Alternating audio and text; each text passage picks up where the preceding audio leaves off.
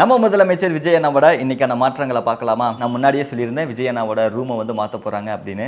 நாமக்கல் கவிஞர் மாளிகையில் இருக்கிற 10வது ஃப்ளோருக்கு விஜய் அண்ணாவோட ஆஃபீஸை மாற்ற போகிறாங்க. அதுக்கான வேலைகள் இப்போ நடந்துட்டு இருக்கு. இதுக்கு முன்னாடி அங்கே வந்து சில டைனிங் ஏரியாஸ் எல்லாம் இருந்துச்சு சாப்பிட்றதுக்காக. அதை இப்போ கம்ப்ளீட்டாக வேற இடத்துக்கு ஷிஃப்ட் பண்ணிட்டு டோட்டலாக அதை சிஎம் விஜய் அண்ணாவோட ஆஃபீஸ்க்காக வந்து பக்காவாக ரெடி பண்ண போகிறாங்க. அதுக்கான வேலைகள் வந்து நடந்துட்டு இருக்கு. ஆனால் உண்மையாகவே இந்த தலைமைச் செயலகத்தில் போதுமான இட வசதி இல்லையா அப்படின்னு கேட்டிங்கன்னா இல்லை தான். விஜய் அண்ணா வந்து தான் இப்படியெல்லாம் மாற்றுறாரு, இதுக்கு முன்னாடி யாருமே வந்து மாற்றலை, இவர் தான் இப்படியெல்லாம் சொல்லிக்கிட்டு இருக்காரு அப்படின்னு சொல்லி நீங்கள் நினச்சிங்கன்னா இதுக்கு வந்து ஒரு பெரிய ஒரு ஹிஸ்ட்ரியே இருக்குது. அந்த ஹிஸ்ட்ரி வந்து நிறைய பேருக்கு தெரிஞ்சிருக்கும். தெரியாதவங்களுக்காக நான் சொல்கிறேன். தெரியாதவங்க கேட்டிங்கன்னா ரொம்ப ஷாக் ஆகிடுவீங்க. என்னதுன்னா தலைமைச் செயலகம் வந்து சென்ட் ஜார்ஜ் கோட்டை, அது பிரிட்டிஷ் காலத்தில் வந்து கட்டப்பட்டது. அப்போ இருந்த அதிகாரிகளுக்கு ஏற்ற மாதிரி போதுமான ரூம்ஸ் வச்சு கட்டியிருந்தாங்க. இப்போ வருஷங்கள் போக போக இந்த அரசு அதிகாரிகளோட எண்ணிக்கை வந்து ரொம்ப அதிகமாயிருச்சு. அங்கே போதுமான இடவசதிகள் உண்மையாகவே இல்லை. 2006-7 கருணாநிதி அவர்கள் சிஎம் இருந்தார் இல்லையா, அப்ப இருந்தே வந்து இந்த பிரச்சனை இருக்கு. அதுக்கு அப்ப சிஎம்மா இருந்த கருணாநிதி ஐயா அவர்கள் என்ன பண்ணாரு அப்படின்னா, போதுமான இடவசதி இல்லை அப்படிங்கிறதுனால புதுசா ஒரு தலைமை செயலகத்தை கட்டுறதுக்காக பிளான் பண்ணாரு. கரெக்டா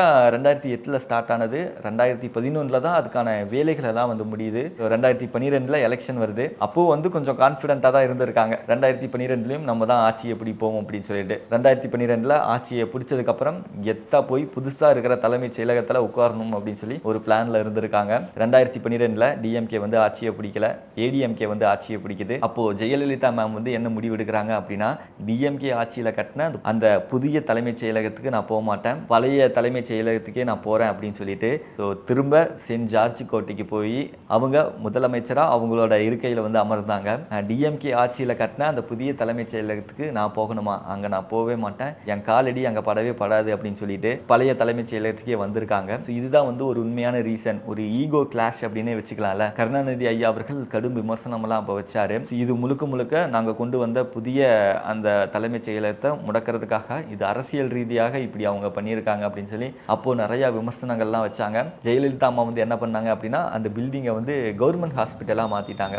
சென்னையில் இருக்கிற எல்லாருக்குமே தெரியும் ஓமந்தூரார் ஹாஸ்பிட்டல், அதுதான் வந்து கருணாநிதி சார் கட்டின புதிய தலைமைச் செயலகம். இப்போ தமிழ்நாடோட கவர்மெண்ட் ஹாஸ்பிட்டல்ஸ்லேயே ஒரு சூப்பர் மல்டி ஸ்பெஷாலிட்டி ஹாஸ்பிட்டல் வந்து ஓமந்தூரார் ஹாஸ்பிட்டல் தான். அதுக்கப்புறம் திரும்ப டிஎம்கே ஆட்சிக்கு வந்தாங்க. ஆட்சிக்கு வந்ததுக்கப்புறம் அது ஹாஸ்பிட்டலாக மாற்றிட்டாங்க. அங்கே நிறைய பேஷண்ட்ஸ் வந்து பயனடைகிறாங்க அப்படிங்கிறதுனால ஸோ அவங்க அதை அப்படியே ஸ்டாப் பண்ணிட்டாங்க. சரி, அதுக்கப்புறம் சிஎம் ஆனவங்க இந்த புதிய தலைமைச் செயலகத்தை கட்ட ஏதாவது ஒரு முடிவெடுத்தாங்க, இல்லை ஏதாவது ஒரு பிளான் பண்ணாங்களா அப்படின்னு சொல்லி யோசிச்சா இல்லை. ஸோ அவங்க எதுவுமே பிளான் பண்ணல. இப்போது உண்மையாகவே போதுமான இடவசதி இல்லாததுனால விஜய் அண்ணாவோட ஆஃபீஸே வந்து ஷிஃப்ட் பண்ணியிருக்காங்க. அது மட்டும் இல்லாமல் புதிய தலைமைச் செயலகத்தை கட்டுறதுக்கான ஒரு பிளான்லையும் இருக்காங்க அப்படின்னு சொல்லி சொல்லப்படுது. ஸோ அதுக்கான இடங்கள் வந்து பார்த்துக்கிட்டு இருக்காங்க. கூடிய சீக்கிரம் அதுக்கு பெர்ஃபெக்டான ஏதாவது இடம் கிடச்சிது அப்படின்னா அங்கே புதிய தலைமைச் செயலகத்தை கட்ட ஒரு முடிவில் இருக்காங்க.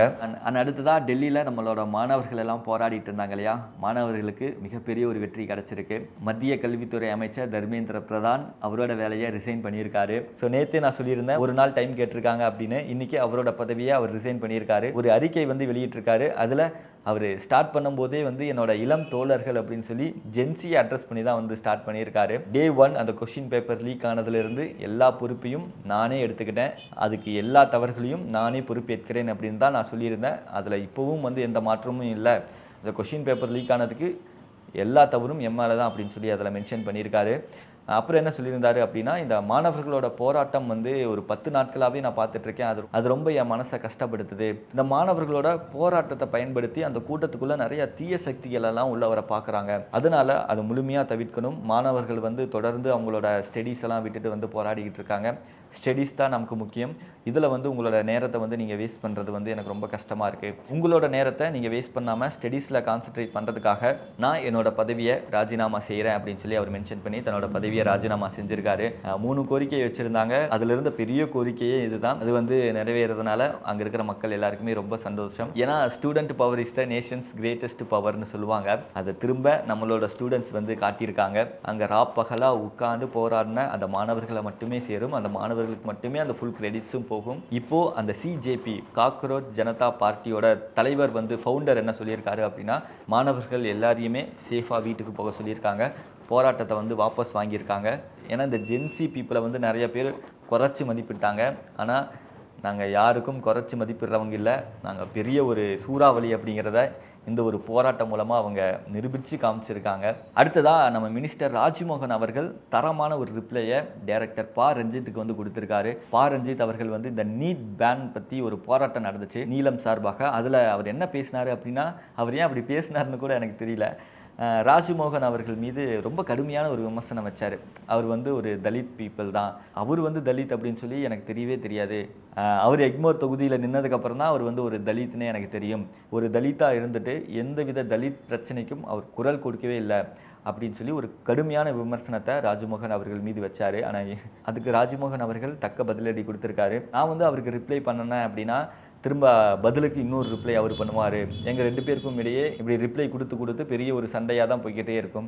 அதனால பா ரஞ்சித் அவர்கள் எந்த மேடையில் பேசினார், நீட்டுக்கு எதிரான மேடையில் என்னை பற்றி பேசியிருக்காரு. அப்போது இந்த நீட்டை கம்ப்ளீட்டாக ஒழிச்சிட்டு கம்ப்ளீட்டாக ரத்து பண்ணிவிட்டு சும்மா அவர் பேசினதுக்கு ரிப்ளை கொடுக்கறத விட எங்களோட செயலில் நாங்கள் செஞ்சு காட்டுறோம் அப்படின்னு சொல்லி ஒரு தரமான பதிலை கொடுத்துருக்காரு. அடுத்ததாக அறநிலைத்துறையோட மினிஸ்டர் ரமேஷ் அவர்கள் வந்து ஒரு அதிரடி அறிவிப்பை வெளியிட்டிருக்காரு. கோயிலுக்குள்ள லஞ்சம் வாங்கினாலோ இல்லை அங்கே வேலை செய்கிற ஊழியர்கள் வந்து யாராவது அலட்சியமாக செயல்பட்டாலோ உடனடியாக அவங்க மீது நடவடிக்கை எடுக்கப்படும்னு சொல்லியிருக்காரு. அதிகாரிகள் வந்து தினமும் காலையிலும் மாலையும் கோயிலுக்கு போய் அந்த கோயில் வந்து ரொம்ப தூய்மையாக மெயின்டைன் பண்ணுறாங்களா அப்படிங்கிறத செக் பண்ணணும்னு சொல்லியிருக்காரு. மக்கள் வந்து இந்த தரிசனத்துக்காக நீண்ட நேரம் வரிசையில் நிற்கிறாங்க. அவங்க நீண்ட நேரம் வரிசையில் நிற்கக்கூடாது, சீக்கிரமாக தரிசனம் பண்ணிட்டு அவங்க கிளம்பணும். அதுக்கான ஏற்பாடுகளை பண்ண சொல்லியிருக்காரு. அது மட்டும் இல்லாமல் அறங்காவலர் பணிக்கு ஆட்கள் எடுக்க போகிறாங்க. கிட்டத்தட்ட 8193 வேகன்சிஸ் இருக்கிறதா சொல்கிறாங்க. அந்த வேலைக்கு எப்படி நீங்கள் விண்ணப்பம் செய்யறது அப்படின்னா கீழே ஒரு வெப்சைட் கொடுக்குறேன், அந்த வெப்சைட்குள்ளே போய்க்கோங்க. அந்த வெப்சைட்குள்ளே போனீங்கனாலே அறங்காவலர் விண்ணப்பம் அப்படின்னு சொல்லி இருக்கும். அதை கிளிக் பண்ணி அதில் கேட்குற டீட்டெயில்ஸ் எல்லாம் கொடுத்து சப்மிட் கொடுத்துருங்க. அடுத்ததான் இன்னைக்கு செந்தில் பாலாஜி அவர்கள் வந்து ஒரு வழியாக வெளியே வந்துட்டாருங்க. வெளியே வந்து ட்ரிப்ளிகேன் போலீஸ் ஸ்டேஷனில் போய் சைன் போட்டார். கிட்டத்தட்ட பல மணி நேரம் போலீஸார் வந்து துருக்கி நிறைய கேள்விகள் எல்லாம் வந்து அவர்கிட்ட கேட்டிருக்காங்க, விசாரணை செஞ்சுருக்காங்க. என்னதான் ஜாமீன் வாங்கியிருந்தாலுமே வேற ஏதாவது கேஸில் அரெஸ்ட் பண்ணக்கூடாது அப்படின்னு சொல்லி தான் ஒரு கண்டிஷன் போட்டு தான் வந்தார். ஆனால் கண்டிப்பாக வேற ஒரு கேஸில் அவர் மாட்டுவார். இதுதான் இன்னைக்கான விஷயங்கள். நாளைக்கான விஷயங்கள் தெரிஞ்சுக்கணும்னா மறக்காமல் விஜய் வசந்தை சப்ஸ்கிரைப் பண்ணிக்கோங்க.